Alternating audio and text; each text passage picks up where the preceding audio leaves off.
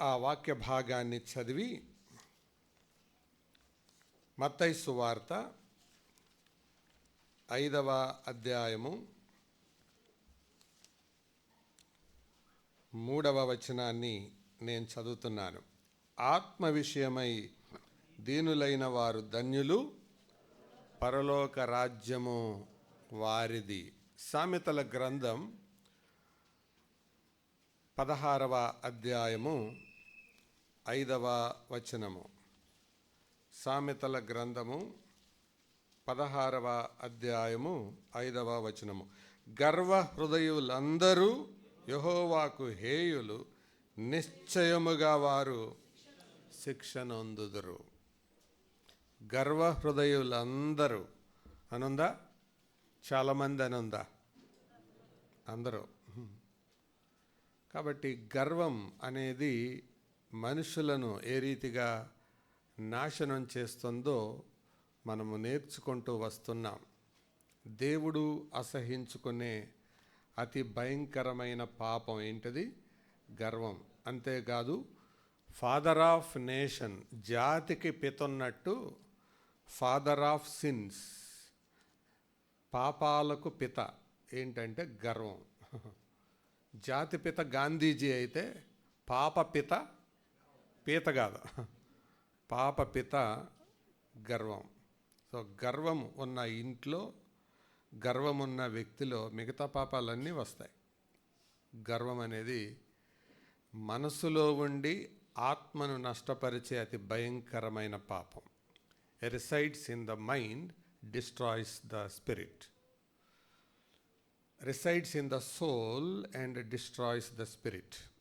అది మనసులో ఉండి ఆత్మను భగ్నం చేసే, బద్దలు చేసే భయంకరమైన పాపం. అందుకనే దేవుడు గర్వాన్ని విషయం మాట్లాడేటప్పుడు చాలా భయంకరమైన మాటలు, పదజాలం మాట్లాడాడు. సొలొమోను సామెతల గ్రంథం 6వ అధ్యాయం 16వ వచనంలో కూడా ఓ మంచి మాట రాశాడు. చూడండి, సామెతలు 6:16 చదువుతారా? యెహోవాకు అసహ్యములైనవి 6 కలవు, 7 ఆయనకు హేయములు. అవేవనగా ఏంటది? అహంకార దృష్టి. ఫస్ట్లోనే వచ్చింది అహంకార దృష్టి. Haughty sight. అహంకార దృష్టి అంటే కళ్ళల్లో, చూపుల్లో, దృష్టిలో అహంకారం. దేవునికి అసహ్యం. అసహ్యం అంటే అసలు దాని వైపు కూడా చూడడు. సో అహంకార దృష్టి, కళ్ళలాడు నాలుక, ఇక వరుసగా ఉన్నాయిలేండి, మన పాఠం అది కాదు. కాబట్టి దేవుని హృదయాన్ని భయంకరంగా డిస్టర్బ్ చేసేది ఏంటది? అహంకారం, గర్వం. గర్వానికి ఉన్న పేర్లేంటో పోయిన వారం చూసాం. గర్వం అంటే అర్థమేంటో, దాని వివరణ ఏంటో చూసాం. గర్వం ఒక వ్యక్తిలోనికి ప్రవేశించినప్పుడు కనపడే సూచనలేంటో మనం చూసాం.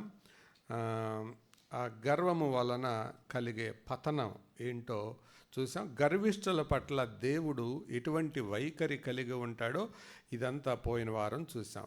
ఈరోజు మనం నెక్స్ట్ దాంట్లోకి వెళ్ళబోతున్నాం. అదేంటంటే, ఒక ఇంట్లోనికి, ఒక కుటుంబములోనికి గర్వము ప్రవేశిస్తే ఎలా ఉంటుంది, అది ఈరోజు మనం చూడబోతున్నాం.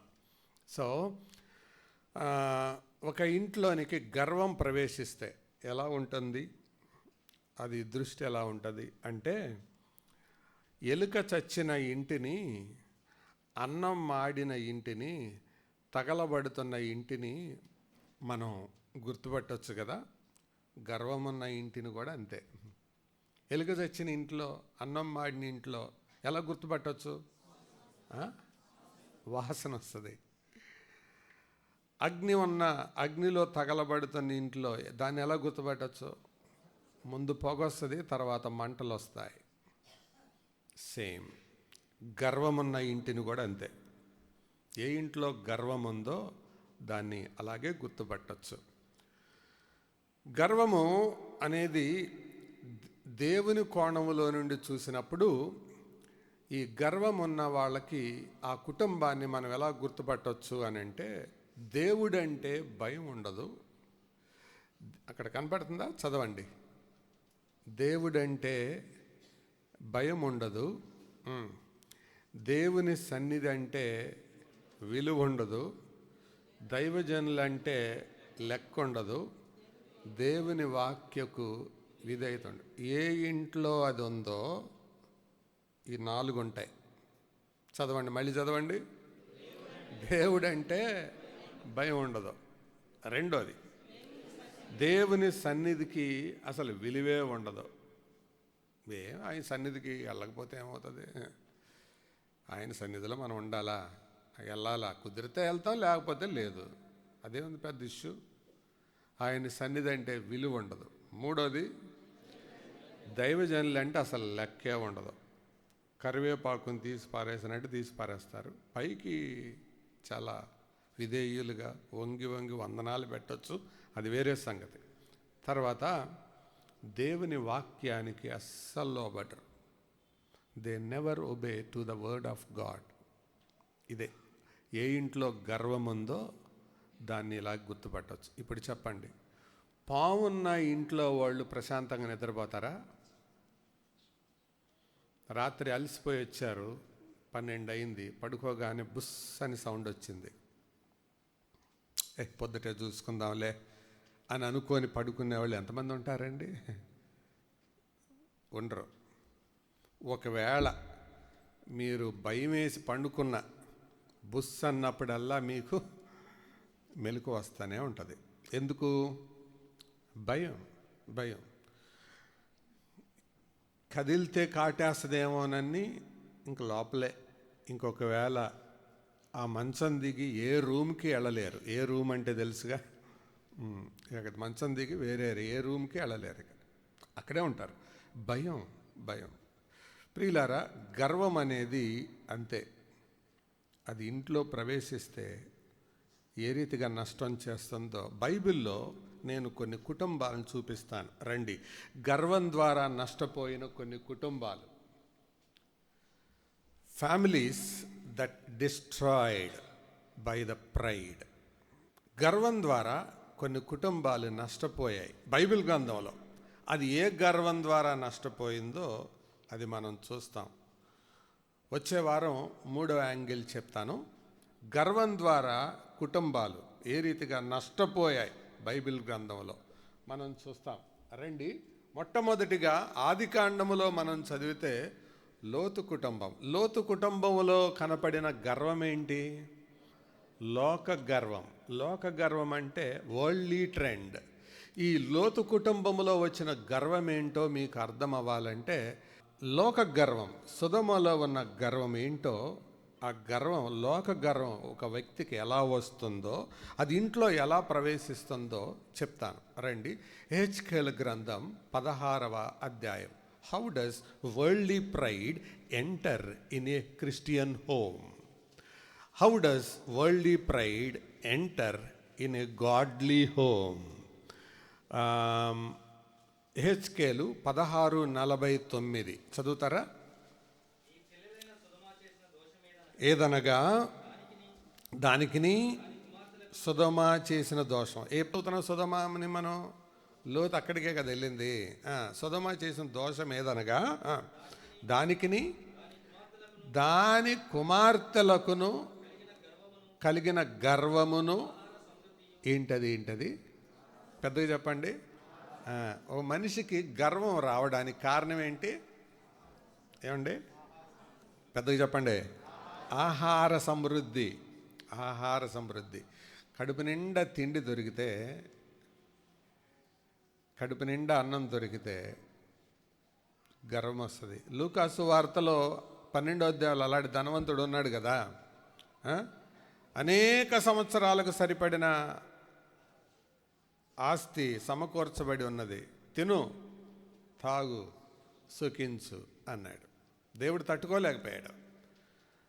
తిను, తాగు, సుఖించు అని అన్నాడు. కాబట్టి గర్వం అనేది ఆహార సమృద్ధిని బట్టి వస్తుంది.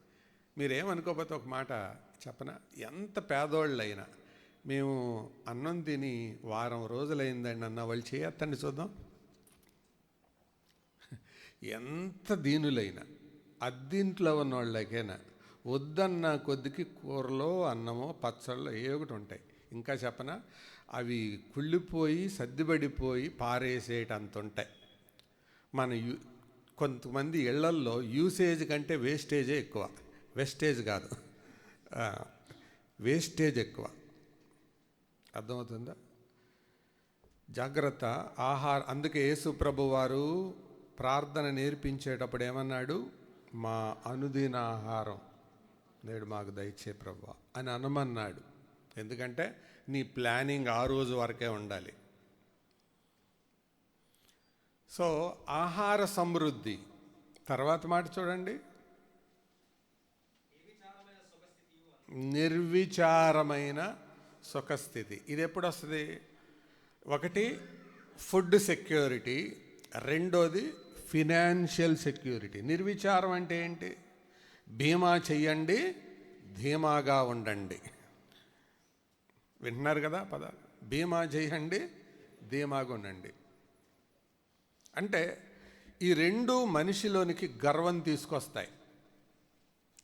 Food security and financial security. ఈ రెండు మనిషిని గర్విష్ఠులుగా మారుస్తాయి. కాబట్టి ప్రియులారా, మనం ఎరుగుదాం. లోకం మనలోకి రావడం అంటే ఏంటంటే మనకుండే ఆహారాన్ని బట్టి, మనం తినే తిండిని బట్టి. ఎంత తిన్నా కూడా ఎన్నేళ్ళకి చచ్చిపోతారు? అంతే. నువ్వు తిన్నా అంతే, తినకపోయినా అంతే. రోజు కాస్ట్లీ ఫుడ్ తిన్నా అంతే, పూర్ ఫుడ్ తిన్నా అంతే. మన పూర్వీకులు చద్దన్నం పచ్చడి మెతుకులు తిని 80 ఏళ్ళు 90 ఏళ్ళు ఏమండి గంజి అన్నం దాగి రోగాలు లేకుండా బతికారు. మనం అన్ని రకాల ఫుడ్లు తిని 30 నుంచే ఆరోగ్య కేంద్రాలకు పరీక్షలకు తిరుగుతూ ఉన్నారు. ఇప్పుడు ప్రపంచంలో సమస్య ఆహారం అధికమయ్యా, ఆహారం అల్పమయ్యా. ఒక సర్వే చెప్తుంది, most of the world population are dying not because of lack of food but because of overeating, not undereating. తిండి ఎక్కువ ఎవరు చచ్చిపోవట్లా, అదే తిండి తక్కువ ఎవరు చచ్చిపోవట్లా, తిండి ఎక్కువయ్యే చచ్చిపోతున్నారు. ఆహార సమృద్ధి గర్వం తీసుకొస్తుంది. జాగ్రత్త. అందుకే ఎంతవరకు కావాలో అంతవరకే వండండి. ఒకవేళ మరొకరికి ఇవ్వాలనిపిస్తే దానికి తగ్గట్టు వండండి. వేస్ట్ చేయకండి. అది గర్విష్ఠిగా మారుస్తుంది దాన్ని, ఒక వ్యక్తిని. తర్వాత ఫినాన్షియల్ సెక్యూరిటీ. ఎంతవరకు అవసరతలు ఉన్నాయో అంతవరకు సంపాదించండి, మిగతాది. అందుకే జాన్ వెస్లీ గారు ఒక కోట్ చెప్తూ ఉండేవాడు, earn as much as you can, spend as much as you can, save as much as you can.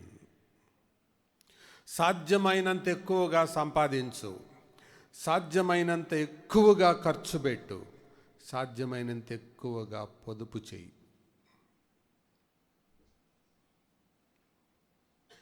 Earn as much as you can,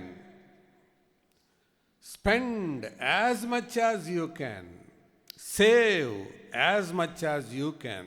నువ్వు ఎంతవరకు చేయగలవో అంతవరకు సేవ్ చేయి. అది ఎవరి కొరకు అంటే ఆపదలో కావచ్చు, దేవుని సేవ కొరకు కావచ్చు, ఒకవేళ కుటుంబ అవసరతల కొరకు కావచ్చు, పిల్లల భవిష్యత్తు కొరకు కావచ్చు. తప్పేమీ లేదు, కానీ ఎక్సెసివ్గా చేయొద్దు. ఈ మూడు సమంగా ఉండాలి, దానికి నిష్పత్తి వేసుకోవాలి. అలా కాకపోతే ఏమవుతావు? గర్విష్ఠి అవుతావు. సెక్యూర్, కేవలం భద్రపరచుకోవడం. అందుకే ప్రభువు చెప్పాడు ఏమని? మీ ధనమును పరలోకములో కూర్చుకోండి అన్నాడు. మత్తయి సువార్త 6వ అధ్యాయంలోనే మనం చదువుతాం. కాబట్టి లోక గర్వం లోతు కుటుంబాన్ని నాశనం చేసింది. అర్థమైందా? తర్వాత నెక్స్ట్, సౌలు కుటుంబాన్ని నాశనం చేసింది ఏంటి? అవిధేయత, గర్వం. అవిధేయత, గర్వం. అంటే అవిధేయత అనేది అతనిలో ప్రవేశించింది. ఇంకా చెప్పన నేను, అవిధేయత అలవాటైపోయింది. అవిధేయత అందరిలో ఉంటుంది, కానీ అవిధేయత అలవాటైతే చాలా ప్రమాదం. అలవాటైపోయిన అవిధేయత ఒక వ్యక్తిని మూర్ఖుడిగా మారుస్తుంది. చెప్పండి అందరూ ఒకసారి. అలవాటైపోయిన అవిధేయత మూర్ఖుడిగా మారుస్తుంది. అవిధేయత వచ్చిందా, అది పెద్దలో సేవకులో ఎవరో ఒకళ్ళు చెప్పినప్పుడు సరి చేసుకో. అది నువ్వు సరి చేసుకోలేదనుకో, ఇక అది అలవాటు అవుతుంది. అందుకని అంటారు, అలవాటుగా మారితే అది చాలా ప్రమాదం. Habits are caught not taught. అలవాట్లను అతుక్కుపోతాయి, పట్టుకుంటాయి, అవి బోధించనక్కర్లా. కాబట్టి ప్రియులారా, జ్ఞాపకం ఉంచుకుందాం, మన క్రైస్తవ జీవితంలో అవిధేయతను అలవాటు చేసుకోకూడదు. అవిధేయత అలవాటు అయిపోయిందా, ఇక నువ్వు మూర్ఖుడిగా ఆ దారిలోకి వెళ్ళిపోతున్నావు అనమాట. ఆయనకి అట్లా అలవాటైంది. ఒక్కసారి మాట మీరాడు, ఇక అంతే, మీరడం అలవాటైంది, దాంట్లో బతికేస్తావన్నాడు, ఇక అంతే.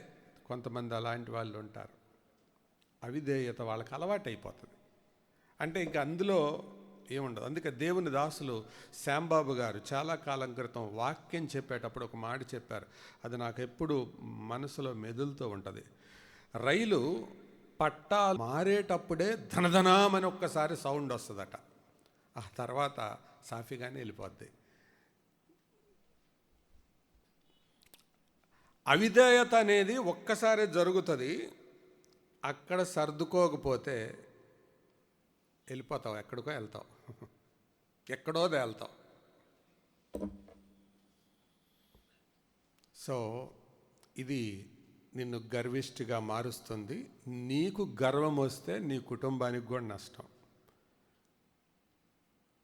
యోనాతాను ఏం చేశాడండి పాపం, కానీ గర్విష్ఠుడు ఉండటం వల్ల యోనాతాను నష్టపోయాడు. మెఫీబోషెత్ ఏం చేశాడండి పాపం, కానీ గర్విష్ఠుడి వల్ల అతను నష్టపోయాడు. ఒక్క గర్విష్ఠుడు ఇంట్లో ఉంటే ఆ కుటుంబం మొత్తం నాశనమే. అందుకనే 2వ సమూయేలు గ్రంథంలో మనం ఆ మాట చదువుతాం, దావీదు కుటుంబీకులకును సౌలు కుటుంబీకులకును బహుకాలము యుద్ధము జరగగా దావీదు అంతకంతకు ప్రబలెను, సౌలు కుటుంబము అంతకంతకు నీరసిల్లెను. ఎందుకు నీరసిల్లింది? They don't want to set right pride. గర్వాన్ని సరి చేసుకోవడానికి ఇష్టపడలేదు. అవిధేయత అలవాటైపోయింది. చెప్పడం, చెప్పించుకోవడం అలవాటైపోయింది, అంతే. జీవితం కొలాప్స్. ఆ అవిధేయత అలవాటయ్యి చివరికి తన కత్తి మీద తనే పడి చచ్చిపోయాడు. Destroyed the entire family. తర్వాత అబ్షాలోములో ఉండేది ఏంటి? సౌందర్య గర్వం, beauty pride, pride about beauty. దేవుడు నీకు అందాన్ని ఇచ్చాడా, జాగ్రత్త, దాన్ని జాగ్రత్తగా వాడుకో, జాగ్రత్తగా ఉండు, నీ పరిధిలో నువ్వు ఉండు. ఆ అందాన్ని పాపం చేయడానికి వాడావా, జాగ్రత్త. దేవుని గద్దింపు ఆ అందాన్ని చెదరగొట్టేసేలాగుంటుంది. చాలా కాలం బతకాల్సిన వాడు గర్వము నిండిన గుండెలో అంబు దించుకోవాల్సి వచ్చింది. ఎవరు దించింది? యోవాబు. యోవాబు ఎవరు? మేనమామ. మేనమామే అంబు దించాడు. యోవాబు ఎవరు? సెరూయా కుమారుడు. సెరూయా ఎవరు? దావీదు అక్క. ఎందుకు దించాడు? వద్దన్న పని చేశాడు, అది వేరే సంగతి, దాని గురించి నేను మాట్లాడట్లేదు. కానీ గుండెలో అంబు దించవలసిన అవసరం ఏమొచ్చింది? తన గర్వం అక్కడ దాకా తెచ్చింది. అందాన్ని బట్టి ఎవరైనా గర్విస్తే సేమ్.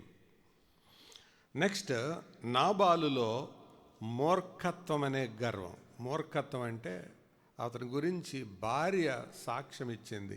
ఏమని సాక్ష్యం ఇచ్చింది? మూడతయే అతని నైజం.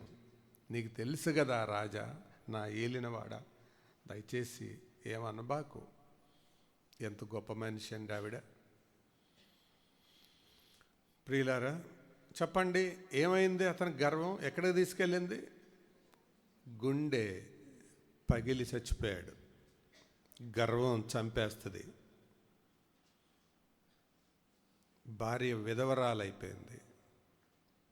అఫ్ కోర్స్ దావీదుకు తర్వాత భార్య అయింది. ప్రియులారా, గర్వం నాశనం చేస్తుంది. ఎవడరా దావీదు అన్నాడు, కాపాడిన వాళ్ళు. అంటే ఈ మూర్ఖత్వం అనేది వచ్చినప్పుడు మేలు చేసిన వాళ్ళు, సహాయం చేసిన వాళ్ళు ఎవరు గుర్తుకు రారు. మేమే సర్వం అన్నట్టుగా అనుకుంటారు. That destroys. అలాంటి వాడు ఒక్కడుంటే చాలు ఇంట్లో. 10 మంది అక్కర్లా. ఒక్కడుంటేనే అట్టుందే, మరి 10 మంది ఉంటే?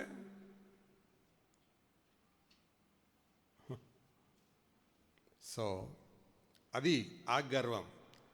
ఏలీలో ఆధ్యాత్మిక అంధత్వం అతని దృష్టి మందగించింది. భౌతికంగా ఆ మాట రాయబడింది, కానీ నిజానికి అతనిలో ఉన్న గర్వం ఏంటంటే స్పిరిచువల్ బ్లైండ్నెస్. కొడుకులు పనికి మాలిన పని చేస్తుంటే ప్రార్థనకు వచ్చిన ఆడవాళ్ళకి పేర్లు పెడుతున్నాడు. తాగొచ్చావా, మందేసుకొచ్చావా, మత్తుగా ఉన్నావేంటి అంటాడు. ఈ గర్విష్ఠులకు తమ లోపాలు కనపడవు. దాన్నే స్పిరిచువల్ బ్లైండ్నెస్ అంటారు. ఆత్మీయ గర్వం అంటే ఏంటి? తమ లోపాలలో వాళ్ళు ఎల్కేజీ చదువుతుంటారు, అవతలవాడ లోపాల్లో పీజీ చేస్తుంటారు, పోస్ట్ గ్రాడ్యుయేషన్. వాళ్ళల్లో క్రిటికల్ స్పిరిట్ ఉంటుంది, విమర్శన దృష్టి, విమర్శించే ఆత్మ ఎక్కువ ఉంటుంది వాళ్ళల్లో. నీలో అది ఉంటే నువ్వు ఆధ్యాత్మికంగా గర్విష్ఠుడివి అని అర్థం. క్రిటికల్ స్పిరిట్, ఆధ్యాత్మిక గర్వం, స్పిరిచువల్ ప్రైడ్. చెప్పండి, వాళ్ళ ఇంట్లో ఏ మగవాడు బతికాడు? చెప్పండి, ఏ మగవాడు బతికాడు? ఏలి మెడ విరిగి చచ్చాడు. హోప్ని ఫినెహాసులు చచ్చిపోయారు.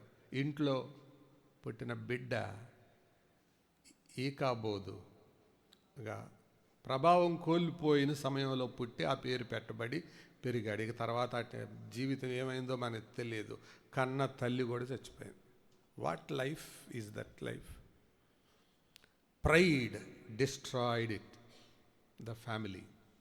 గర్వం చాలా ప్రమాదం ప్రియులారా. అర్థం అవటంలే చాలామందికి. చాలామంది దృష్టిలో పాపం అంటే ఏంటంటే జారత్వం, తాగుబోతనం, వ్యభిచారం, ఇవన్నీ బయటకు కనపడే అంటారు. కానీ ఇది ఎట్లాంటిదో తెలుసా? చెదల్లాంటిది. చెదలు బయటికి ఎక్కడ కనపడదు, లోపల తినేస్తూ ఉంటుంది. గర్వం ఒక మనిషి ఆధ్యాత్మిక జీవితాన్ని ఎలా తినేస్తుందో తెలుసా? ఎగ్జాంపుల్స్ వీళ్ళందరూ, వాళ్ళ ఫ్యామిలీస్ ఏమైపోయినాయి అర్థమవుతున్నాయి కదా. తర్వాత హామాను కదా, అతని దగ్గర ఉన్న గర్వం ఏంటి? గౌరవాన్ని కోరే. గౌరవం కోరటం అంటే ఏంటి? అందరూ నాకు సెల్యూట్ పెట్టాలి, అందరూ వంగాలి, అందరూ. ఎవడన్నా వంగకపోతే ఇంకంతే. వంగకపోతే ఎందుకు వంగడాడు? ఏంటంటే వాడిది, నాకు వంగాలి, నాకు మొక్కాలి. గౌరవాన్ని, గుర్తింపును కోరే గర్వం. ఏం జరిగింది చెప్పండి? ఎక్కడదా తీసుకెళ్ళింది అది? ఉరికంబం ఎక్కించింది. ఉరికంబం ఎక్కగానే భార్య కూడా మంచి సలహా కూడా ఇచ్చింది కదా. ఏమని? అతడు ఒకవేళ యూదుడైతే నీకు జయం కలగదయ్యా, వదిలేసేయి అంది. ఈ గర్విష్ఠులు గుడ్డితనం, సలహాలు తీసుకోరు, పాటించరు. మాకు తెలిసిందే కరెక్ట్ అనుకుంటారు. వీ నో ఎవ్రీథింగ్ అనుకుంటారు. రైట్? హామాను ఊరికమ్మ ఎక్కాడు. తర్వాత ఆహాబులో కనపడేది ఏంటి? అధికార గర్వం. అధికార గర్వం అంటే ఏంటి?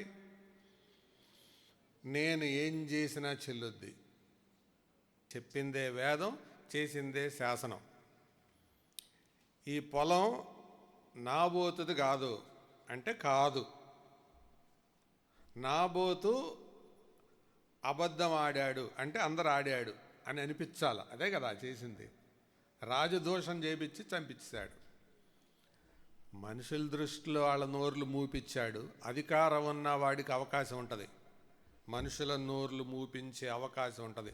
కానీ దేవుడు కళ్ళు కప్పుతారా? ఏమండి, దేవుడు కళ్ళు కప్పుతారా? దేవుడి నోరు మోస్తారా? దేవుని సేవకుని నోరు మోస్తారా? ఏమన్నాడు ఏలియా, ఫైరీ ప్రాఫిట్ వచ్చేమన్నాడు, ఎక్కడైతే నాబోతు రక్తాన్ని కుక్కలు నాకినాయో అక్కడే నీ రక్తాన్ని నాకుతాయి. చక్. ప్రియులారా, అతనికదే చావు, భార్యకదే చావు, ఆహాబు పిల్లలకు కూడా అదే చావు. ఆహా పిల్లలు ఎంతమంది? బైబిల్ క్విజ్ 70 మంది. 70 మంది తలకాయలు ఏహు కట్ చేసి గంపల్లో పెట్టి పంపించాడంట. ఊహించండి, తలకాయల గంపలో మోసుకొని వెళ్తా ఉంటే ఎట్లా ఉంటుందో సీను. చేపల గంపలు వెళ్తే బాబిట్రా అని పిలుస్తావు, మామిడికాయల గంప వెళ్తే డజన్ ఎంత అని పిలుస్తావు, తలకాయల గంపలు వెళ్తుంటే వీడియో తీస్తావా? How sad story. గర్వం కుటుంబాలను ఎలా డిస్ట్రాయ్ చేస్తుందో తెలుస్తుందా సోదరులారా?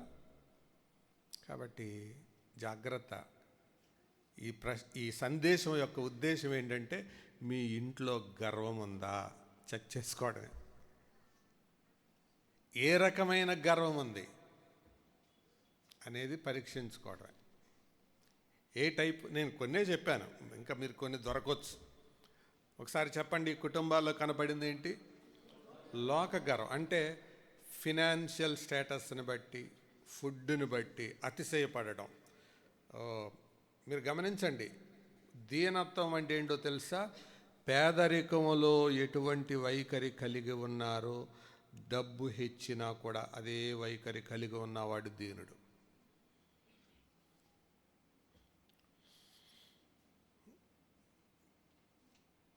ఆర్థిక స్థితి తక్కువగా ఉన్నప్పుడు, ఎక్కువగా ఉన్నప్పుడు ఒకే రకమైన భక్తిని కలిగి ఉండేవాడు దీనుడు. అందుకే ధనము హెచ్చినను దానిని లక్ష్య పెట్టకుడి అని రాసింది వాక్యం. డబ్బు ఉంటే నీకు నువ్వు టాపు, నువ్వు ఎవరికి టాప్? అది నీకు ఇల్లు ఉంటే, వాహనం ఉంటే నీకు నువ్వు టాపు, నువ్వు ఎవరికి టాప్? అది దేవుడి దృష్టిలో కూడా టాపా? టాప్ లేపేస్తాడు. జాగ్రత్త, అతిశయించొద్దు ఎవరైనా. అందుకే దావీదు యాటిట్యూడ్ చాలా ప్రాముఖ్యం. నా దేవుంది ప్రభువా, నాకున్నదంతా నీ దానమే. వాటమై, నేనెంతటి వాడను ప్రభువా, హూ యామై, నేనెంతటి వాడను ప్రభువా. ఇదే వైఖరి ఒక విశ్వాసిగా కలిగి ఉండాలి. గర్వము ఒకరిలో ప్రవేశిస్తే ఇంటి మొత్తాన్ని నాశనం చేస్తుంది. రైట్, నా యొక్క తర్వాత పార్ట్లోకి నేను వస్తాను. ఈ ఇంట్లో ప్రవేశించడానికి భార్యాభర్తల మధ్య గర్వం ఎలా ఉంటుందో దానికి సూచనలు ఏంటో చెప్తాను. రండి. కపుల్స్ మొదటి పార్ట్లో ప్రైడ్ బిట్వీన్ ద కపుల్స్, భార్యాభర్తల మధ్య గర్వం ఉన్నప్పుడు ఎలా ఉంటుందో అది మొదటిగా చెప్తాను. తర్వాత పార్ట్లో తల్లిదండ్రులు పిల్లల మధ్య గర్వం ఉన్నప్పుడు ఎలా ఉంటుందో అది కూడా చెప్తాను. When pride rules among parents and children, అది కూడా చెప్తాను. భార్యాభర్తల మధ్య గర్వం ఉన్నప్పుడు వాళ్ళు ఎలా ఉంటారు? భార్యాభర్తలలో ఇద్దరికీ ఉండొచ్చు, ఒకరికి ఉండొచ్చు. ఒక కుటుంబంలో భార్యాభర్తల గర్విష్ఠులైనప్పుడు ఎలా ఉంటారు అంటే, నంబర్ 1, మొదటిది దైవిక విలువలు ఉండవు. దైవిక విలువలు అంటే ఏంటి? ప్రార్థన ఉండదు, వాక్యం ఉండదు, నేను రెండే రాశాను, సంఘం ఉండదు, సహవాసం ఉండదు. ఎందుకంటే ఆల్రెడీ కింద నుంచి అది లేకపోయినా బతకటానికి 2 వచ్చినాయి కదా. ఏంటది?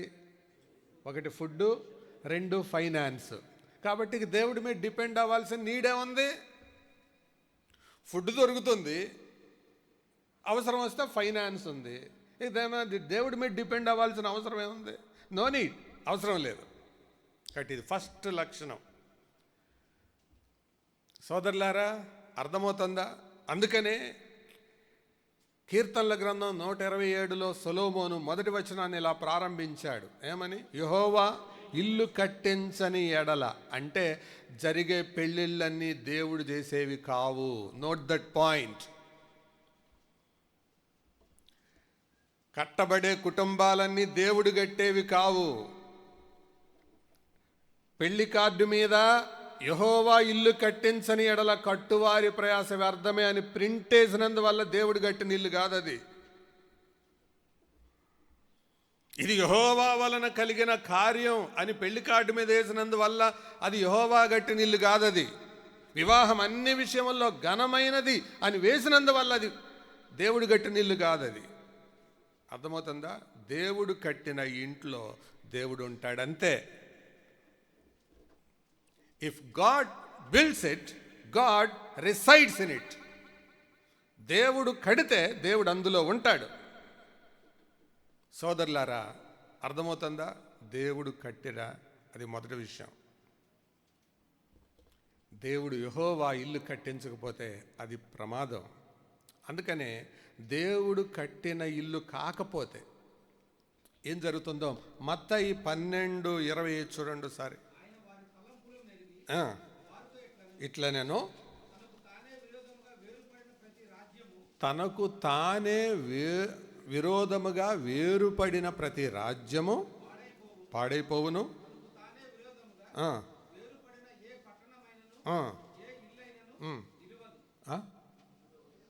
మళ్ళీ చెప్పండి. ఏది నిలవదు? తనకు తానే వేరైపోయిన ఇల్లు.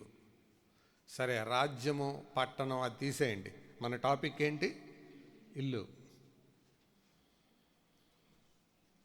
దేవుని నుండి, సంఘము నుండి వేరైపోవడానికి చూస్తున్నావా? Take care, you can't stand. ఈ మాట యేసు ప్రభు యోహాను 15:5 ఇలా చెప్పాడు, నాకు వేరుగా ఉండి యు కెన్ డూ నథింగ్, మీరేం చేయలేరు. మీకు అర్థం అవటానికి ఒక ఉదాహరణ చెప్పనా? బల్లిని మీరు చీపురుతో కొడితే తొందరగా సావదు. జరిగే ఫస్ట్ ఇదేంటో చెప్తారా? అనుభవంగా చూసిన వాళ్ళు, చేసిన వాళ్ళు. Very good. తోక, శరీరం రెండూ తెగుతాయి కదా. తెగిన తర్వాత తోక ఎంతసేపు కొట్టుకుంటుంటుంది? చాలాసేపు ఉంటుంది.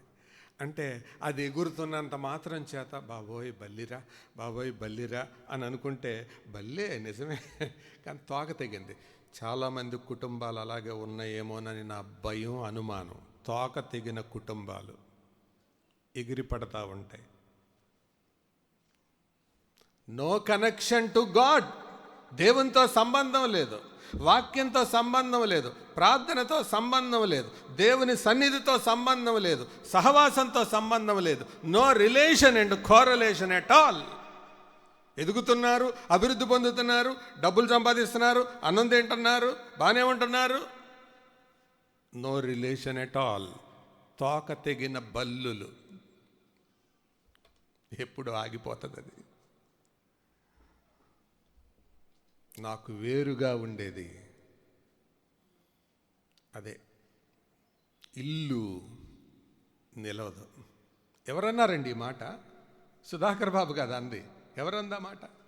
యేసు ప్రభు అన్నాడు మాట.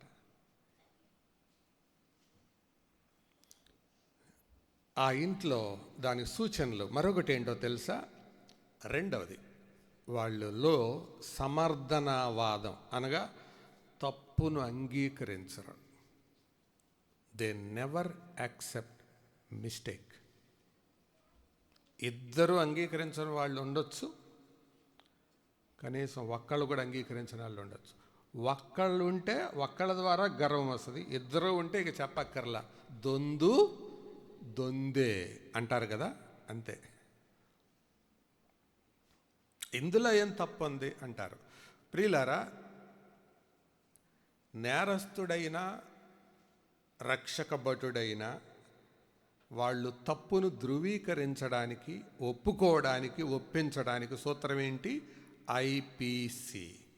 ఏంటది? Indian penal code. ఒక వ్యక్తి యొక్క తప్పును ఒప్పించడానికి భారతదేశంలో ఐపీసీ. ఆధ్యాత్మిక జీవితంలో తప్పును ఒప్పించడానికి ఏంటో తెలుసా?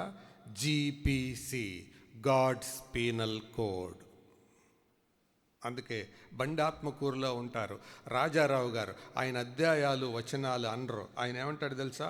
రోమాపత్రిక 16వ సెక్షను అంటాడు.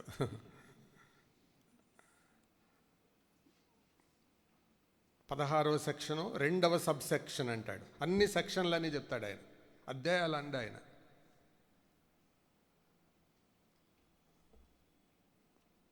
దేవుని వాక్యం మన జీవితంలో అది ప్రైమరీ కాకపోతే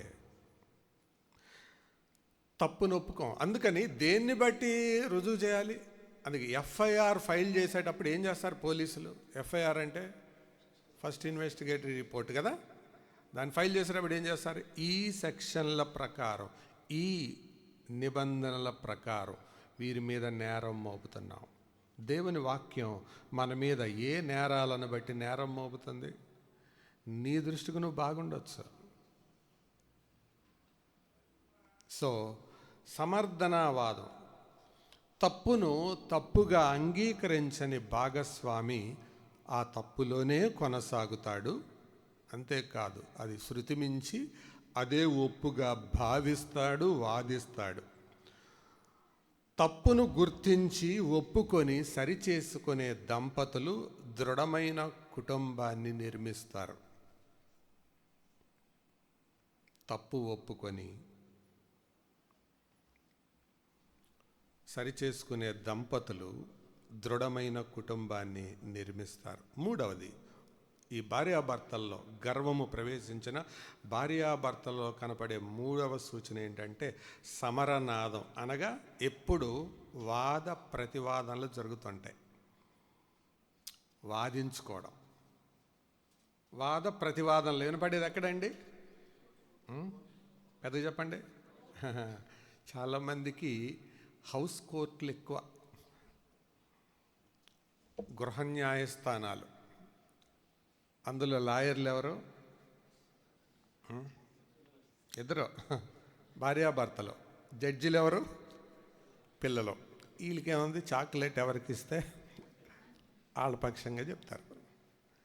అది కూడా కాకపోతే ఎవడి పేరట భూమి పెడితే వాళ్ళ పక్షంగా మాట్లాడతారు. జాగ్రత్త, వాద ప్రతివాదనలు. అందుకే ఒక ఆయన ఇలాగన్నాడు, 20 సామెతల గ్రంథం 27వ అధ్యాయం 15వ వచనం చూడండి ఒకసారి.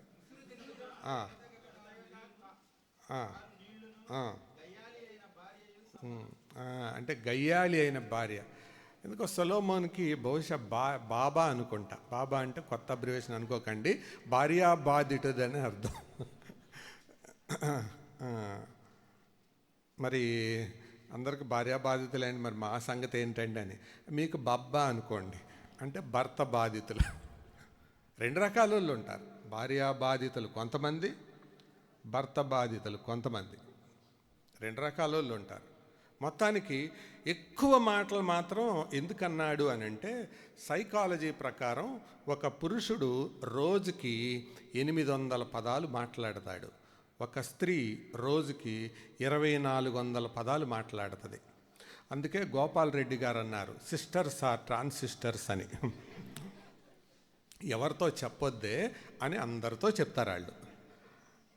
ఎవరని ఇంటికి వచ్చారనుకోండి, వాళ్ళు ఎవరు వచ్చారు అని అంటే వాళ్ళు ఏమంటే, అదే అండి బండేసుకొచ్చారు, తెల్ల చొక్కా వేసుకున్నారు, చేతిలో బ్యాగ్ కూడా పట్టుకున్నారు. అసలు ఎవరు అది? అదంటే అదే అండి కొద్దిగా జుట్టు కూడా నరుస్తుంది, కళ్ళజోడు పెట్టుకున్నారు. ఇదంతా చెప్తారు. వీళ్ళకి ఏంటి, ఎవరు వచ్చారో పాయింట్ కావాలి, వాళ్ళకి ఏంటి పెయింట్ వేయాలి.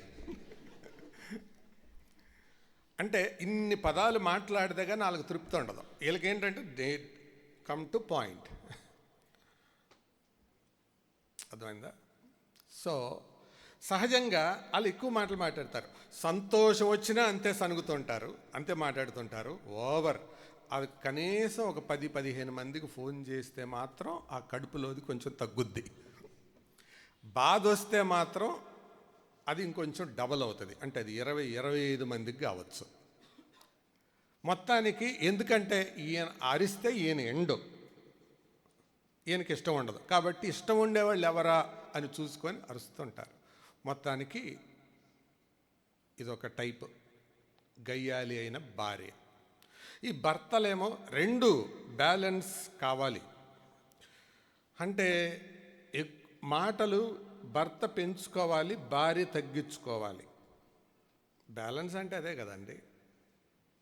ఎంతవరకు అర్థమవుతుందో అంతవరకు చెప్పాలి, ఎంతవరకు అవసరం అంతవరకు మాట్లాడాలి, అనవసరమైన విషయాలు చెప్పకూడదు. సో దీని ద్వారా వాదనలో ప్రతివాదనలో వినపడతా ఉంటాయి చిన్న చిన్న విషయాలే. అందుకే ఒక ఆయన అన్నాడు, సంసారాలు కూలేది ఇద్దరు అసంపూర్ణుల వల్ల కాదు, కానీ తగ్గింపు ఇష్టపడని ఇద్దరు గర్విష్ఠుల వల్ల. మళ్ళీ చెప్పండి అన్నమాట. సంసారాలు కూలేది ఇద్దరు అసంపూర్ణుల వల్ల కాదు, ఎందుకంటే మనుషులందరూ అసంపూర్ణులే. All human beings are imperfect, even నేను కూడా. నేనేం దేవుణ్ణి కాదు, దేవదూతను కాదు. మనందరం ఎవరు? అసంపూర్ణులు. కాకపోతే తప్పును ఒప్పుకోవడానికి ఇష్టపడకపోతే అది ప్రమాదం.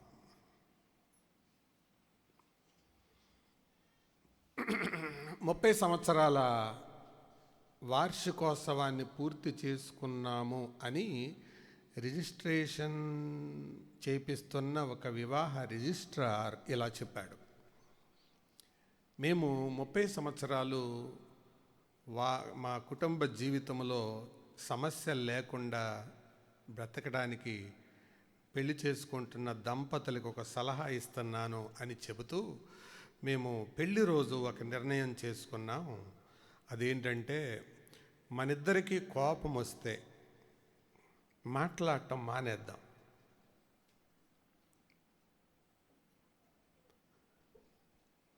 ఎవరు సాయంత్రం, బైబిల్ ఏం చెప్తుంది? సూర్యుడు అస్తమించే వరకు మీ కోపం నిలిచి ఉండొద్దని ఉంది కదా. కాబట్టి చీకటపడే లోపు ఎవరు ముందు మాట్లాడితే వాళ్ళు గెలిచినట్టు అని నియమం పెట్టుకున్నారట. కోపం వస్తే వాదించుకోవద్దు, ఎందుకంటే లోకంలో ఒక నానుడు ఉంది. పెళ్ళైన కొత్తలో అతను మాట్లాడతాడంట, ఆమె వింటదంట. మొదట 6 నెలలు, తర్వాత 6 నెలలు ఈవిడ మాట్లాడుతుందంట, ఆయన వింటాడట. తర్వాత ఇంకొక సంవత్సరం వీళ్ళిద్దరు మాట్లాడుకుంటారంట, పిల్లలు వింటారట. ఆ 2 ఏళ్ళు గడిచిపోయిన తర్వాత ఇంటి మొత్తం మాట్లాడుతుంటారట. చెప్పండి, చుట్టూ రోళ్ళు ఏంటంటారంట. ఇప్పుడు మరి ఏ స్టేజ్ లెవెల్ 1, లెవెల్ 2, లెవెల్ 3 ఎక్కడున్నాం మనం?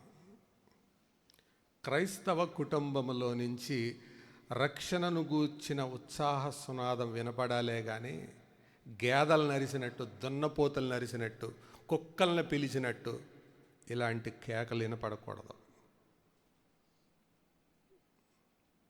అబ్రహాము కుటుంబాన్ని చూడండి.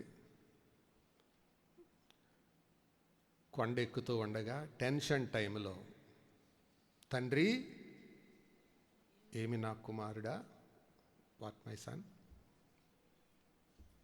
ఏ ముసలోడా అంటే ఏంట్రా గాడిద కొడక అని అనలా. See the relation.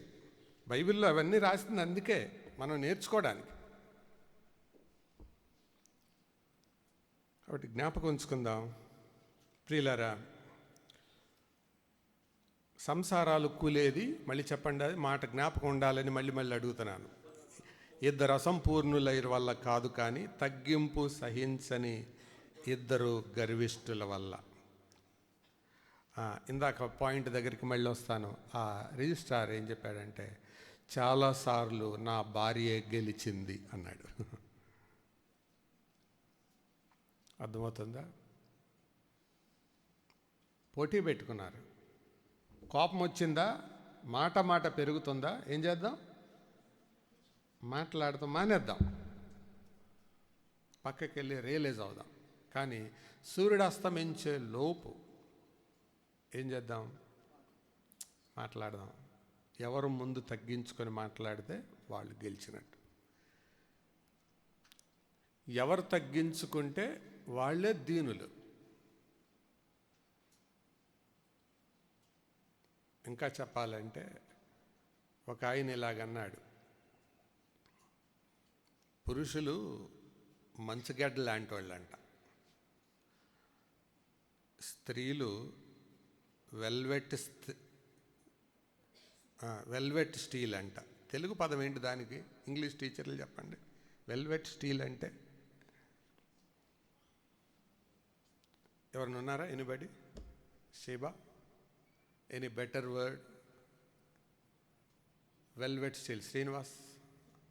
Velvet steel అంటే అబ్రహాం లింకన్కి వాడారు దాన్ని, పదాన్ని. వెల్వెట్ స్టీల్ అంటే పైకి మాత్రం ఉన్నిలాగా నున్నగా ఉండడం, లోపలేమో ఉక్కులాగా ఉండడం. పైకి ఉన్ని, లోపల ఉక్కు. ఈ మగోళ్ళేమో మంచు గడ్డ. ఒక గ్లాసు నీళ్లు పోస్తే సప్పన ఆరిపోతారు వీళ్ళు.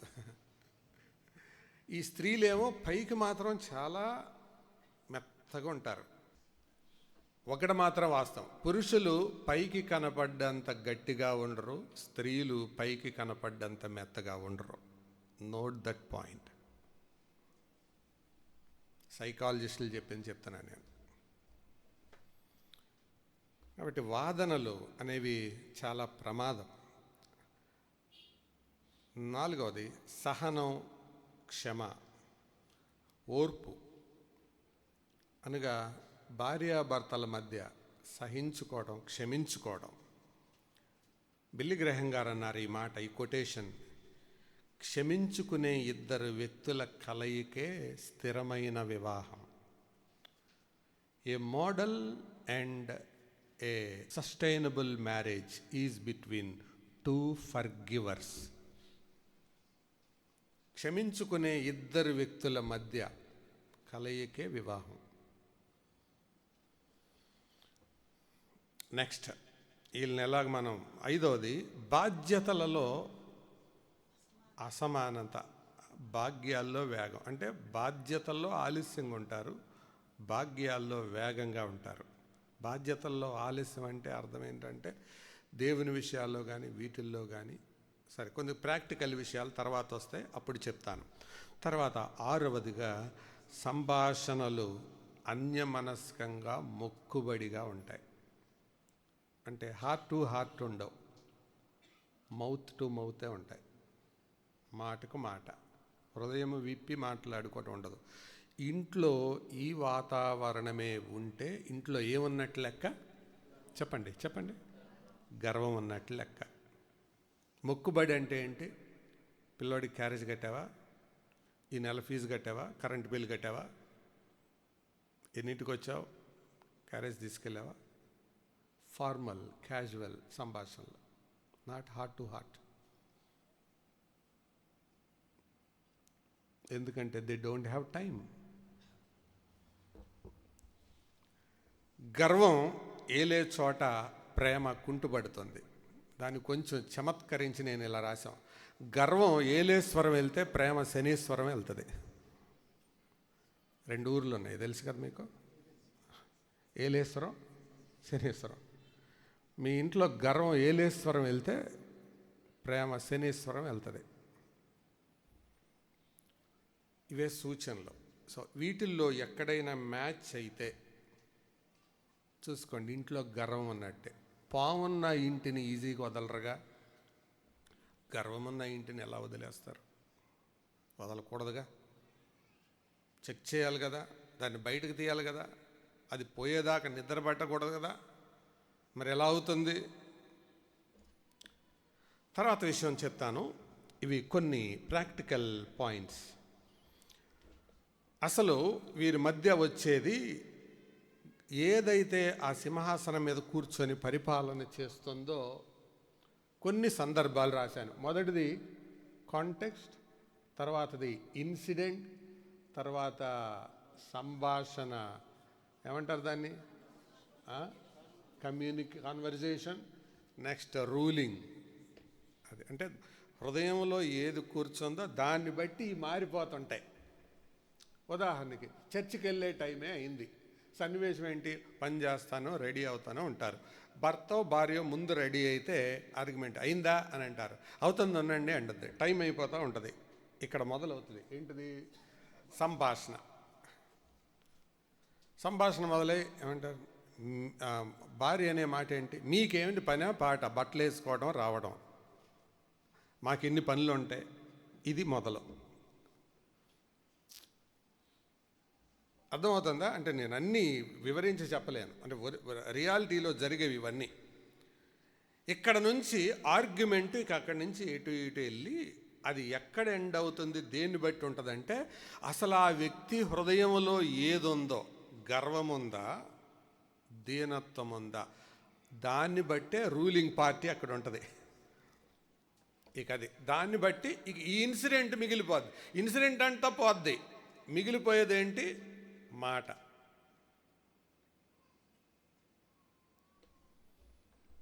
నన్ను ఇట్లాగంది, నన్ను ఇలాగన్నాడు, నన్ను ఇలాగంది, నన్ను ఇలాగన్నాడు, మాట. అసలు దానికి మూలమేంటి, దానికి ఒక సందర్భం ఉంది, సన్నివేశం ఉంది, ఈ ఎగిరిపోతాయి. కానీ ఈ సంభాషణ ఉంటుందే, ఇది హైలైట్ అయిపోద్ది. ఎందుకు, అన్వాంటెడ్గా ఏది మాట్లాడకూడదో అది మాట్లాడేశారు, ఎలా మాట్లాడకూడదో అలా మాట్లాడేశారు. మాట్లాడేటప్పుడు దానికి ఒక టెంపో ఉంటుంది, దానికి ఒక మోతాదు ఉంటుంది, ఇన్సిడెంట్ ఉంటుంది. బాబు ఈ బాటిల్ వాడు అని ఒక టానిక్ ఇస్తే అర్థం ఏంటి, 5 ml 10 ml ఇవ్వమని, అంతేనా? లేకపోతే మూత తీసి మొత్తం బాటిల్ మొత్తం గొంతులో పోయమనే? మాట్లాడటానికి కూడా అంతే, ఎంతవరకు వాడాలో, ఏ టెంపో వాడాలో అంతే వాడాలి.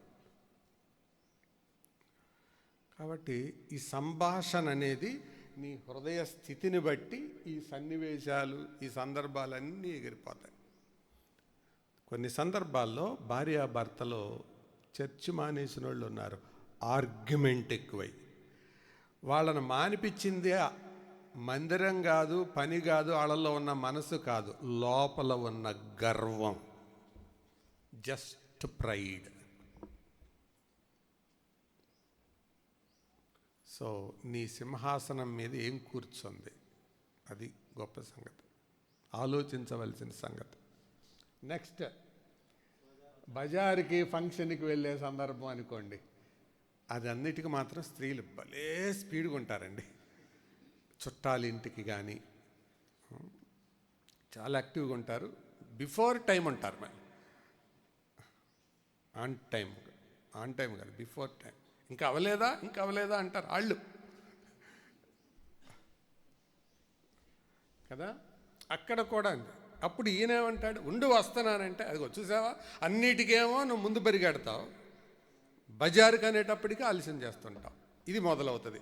ఇది మళ్ళీ ఎక్కడ సంభాషణ, అది ఎక్కడో తేలుతుంది, అసలు వెళ్ళిపోతుంది. అసలు బజారు వద్దు, ఏమొద్దు.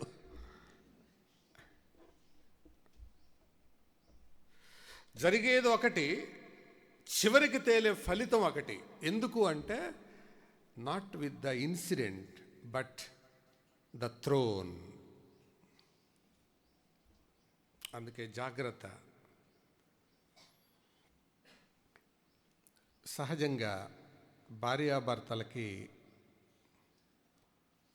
5 విషయాల్లో సమస్యలు వచ్చే అవకాశం ఉంది. 1, జాగ్రత్త పడడానికి చెప్తున్నాను. 1, మాట దగ్గర సమస్య వస్తుంది. 2, మూట దగ్గర సమస్య వస్తుంది. 3, మంచం దగ్గర సమస్య వస్తుంది. 4, మందితో సమస్య వస్తుంది. 5, మందిరం దగ్గర సమస్య వస్తుంది.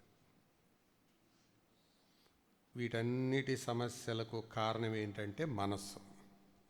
గర్వం మనసులో ఉన్నప్పుడు ఇవి సిట్యువేషన్స్ క్రియేట్ చేసుకుంటాయి, ఆ సందర్భాలను వాడుకుంటాయి. వాస్తవం వేరు, ఫలితం వేరు. అందుకనే గర్వం అనేది లేకుండా చూద్దాం. ఒకటే అండి, భార్యాభర్తల బంధం దృఢంగా ఉండడానికి కారణం సూత్రం బైబిల్ ఏం చెప్తుందంటే, ఎఫెసీ పత్రిక 6వ అధ్యాయం 22 నుంచి 33 వరకు ఉన్న వాక్య భాగంలో భార్యలు ఎట్లుండాలో, భర్తలు ఎట్లుండాలో ప్రభు తన దాసుని ద్వారా రాసిన దాంట్లో ప్రేమ అనే సందర్భాన్ని, మాటలను 6 సార్లు, లోబడుట అనే సందర్భాన్ని 3 సార్లు వాడాడు. అందుకని దీని గురించి నా యొక్క పరిశీలన ఏంటంటే, 3 పువ్వులు 6 కాయలు అని లోకంలో అన్నట్లు 3 లోబడుటలు 6 ప్రేమించుటలు ఏ దంపతుల మధ్య ఉంటాయో అది చిరస్థాయిగా నిలుస్తుంది. 3 submissions and 6 loves, అది చిరస్థాయిగా ఉంటుంది ఆ కుటుంబం. సో భార్యాభర్తల మధ్యలో ఇటువంటిది ఉండాలనేది, లేకపోతే ఎవరో ఒకళ్ళ ద్వారా గర్వం లోపలికి ప్రవేశిస్తుంది, కుటుంబ వాతావరణాన్నే భంగం చేస్తుంది, కుటుంబ వాతావరణమే డిస్టర్బ్ అయిపోతుంది. జ్ఞాపకం ఉంచుకోండి, భార్యాభర్తలు వాళ్ళిద్దరూ కుటుంబ వాతావరణాన్ని పాడు చేస్తే పిల్లలు చెడిపోవడానికి ఎక్కువ అవకాశాలు ఉంటాయి. Most of the unwanted children are brought up from broken families. భార్యాభర్తల మధ్య సమస్యల ఉన్న కుటుంబాల్లో నుంచే పనికి మాలిన తరం బయటకు వస్తుంది. అందుకనే జాగ్రత్త, ఇది మనం గుర్తుపెట్టుకుందాం. గర్వం అనేది భార్యాభర్తల్ని ఏ రీతిగా ప్రభావితం చేస్తుందో జ్ఞాపకం చేసుకుంటున్నాం. అది భర్త ద్వారా రావచ్చు, భార్య ద్వారా రావచ్చు, ఏదో ఒక రంగా రావచ్చు. ఎవరి ద్వారా వచ్చినా నష్టం మాత్రం ఎవరికి? కుటుంబం మొత్తానికి. ప్రియులారా, మెలకువగా ఉందాం. పిల్లలతో కూడా చెప్దాం అనుకున్నాను, కానీ తల్లిదండ్రులు పిల్లల మధ్య సమయాన్ని బట్టి నేను చెప్పలేకపోతున్నాను. అది ప్రభు చిత్తమైతే మరొక వారం కంటిన్యూ చేస్తాను. The relation between parents and children, వారి మధ్యలో గర్వం ఉంటే సూచనలు ఏంటో, సన్నివేశాలు, సందర్భాలు, సంభాషణలు ఎలా ఉంటాయో తర్వాత మనం చూద్దాం. ఒకటి మాత్రం వాస్తవం, దేవుడు జతపరిచిన వారిని దేవుడు వేరు చేయాలే కానీ మనిషి వేరు చేయకూడదు. దేవుడు జతపరచని వారి సంగతి నేను చెప్పటం లేదు, దేవుడు జతపరిచిన వారి సంగతి నేను మాట్లాడుతాను.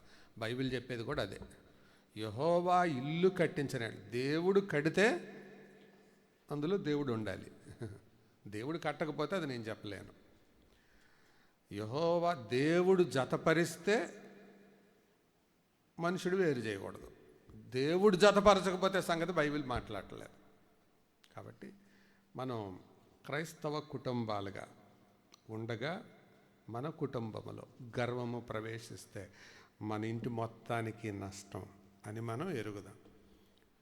కరోనా కాలంలో ఎలా కరోనా అంటుకుందో తెలుసా? ఇంటి వాళ్ళకి ఎక్కువ శాతం మంది బయట పనిచేసి వచ్చి ఇంటి వాళ్ళకి అందించారు. వాళ్ళదేం తప్పులేదు, ఇంటి వాళ్ళదేం తప్పులేదు, కానీ వాళ్ళ అజాగ్రత్త వలన ఎవరికి అంటుకుంది? ఇంట్లో వాళ్ళకి అంటుకుంది. Pride also like that.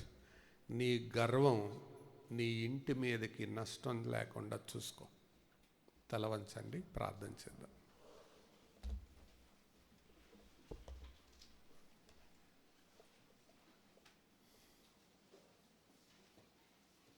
కొద్ది నిమిషాలు దేవుని సన్నిధిలో ఆయన వాక్య వెలుగులో పరీక్ష చేసుకుందాం.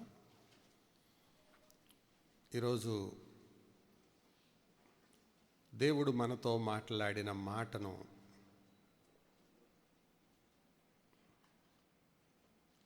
గర్వం అనేది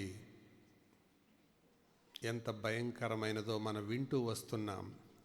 దేవదూతను దయ్యంగా మార్చింది, భక్తులను భ్రష్టులుగా మార్చింది. సోదరుడా, సోదరి, నీవు నేను ఎక్కువ కాదు. ఒక భర్తగా, ఒక భార్యగా నా ద్వారా నా ఇంట్లోనికి, నా కుటుంబంలోనికి గర్వము ప్రవేశించకుండా జాగ్రత్త పడదాం. కుడి ఎడమలు ఎరుగని మన కుటుంబస్తులు మన గర్వం ద్వారా ఎందుకు సఫర్ అవ్వాలి? మనందరి పక్షంగా శ్రీనివాస్ ప్రార్థన చేస్తూ ఉండగా మనందరం ఏకీభవించుదాం, మనసు కలుపుదాం. ఎప్పుడెప్పుడు మనము దేవుని వాక్యానికి అధిగమించి పొరపడ్డామో, మంచి ఉద్దేశమే కావచ్చు, సంభాషణ పరిస్థితులను మార్చేసి ఉండొచ్చు. దాన్ని సరిచేసుకుందాం.